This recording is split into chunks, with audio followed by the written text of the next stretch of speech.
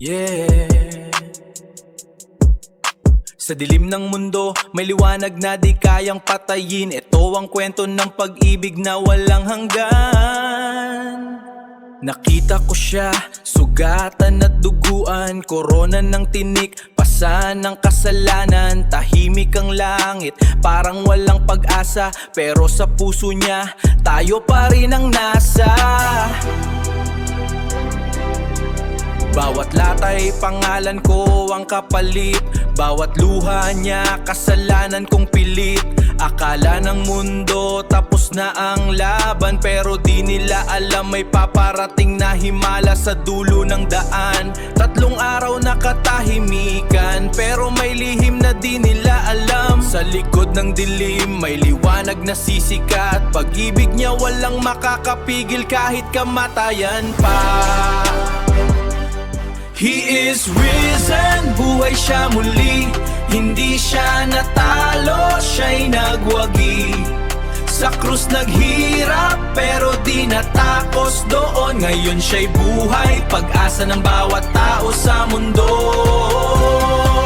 He is risen, di na siya patay. Kasalanan ko kanyang tinubos ng tunay. Sa bawat tibok ng puso ko ngayon, siya ang dahilan kung bakit ako bumabangon. Bukas ang libingan, wala na siya doon.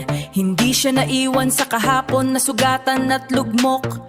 Buhay na siya, kasama ko sa laban. Sa bawat sakit ko, siya ang sandalan. Pag ako'y nadapa, siya ang humahawak. Pag ako'y nawawala, siya ang liwanag. Hindi lang kwento, hindi lang paniniwala. Buhay na patunay, pag-ibig niya'y totoo at dakila. Kung akala mo tapos ka na, kung pakiramdam mo wala ka ng halaga, tingnan mo ang krus, hindi kanya sinukuan.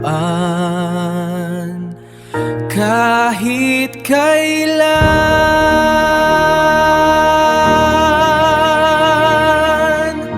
He is risen, buhay siya muli. Sa dilim ng mundo, siya ang hari. Walang kadena ang kayang pumigil. Pag-ibig niya'y buhay, walang katapusan, walang kapantay. He is risen, kaya bumangon ka. Sa bawat luha may pag-asa pa. Kasama mo siya sa bawat laban, dahil si Jesus ay buhay. Hindi siya nanatili sa krus. Hindi siya nanatili sa libingan. Siya ay muling nabuhay. Para sa'yo, para sa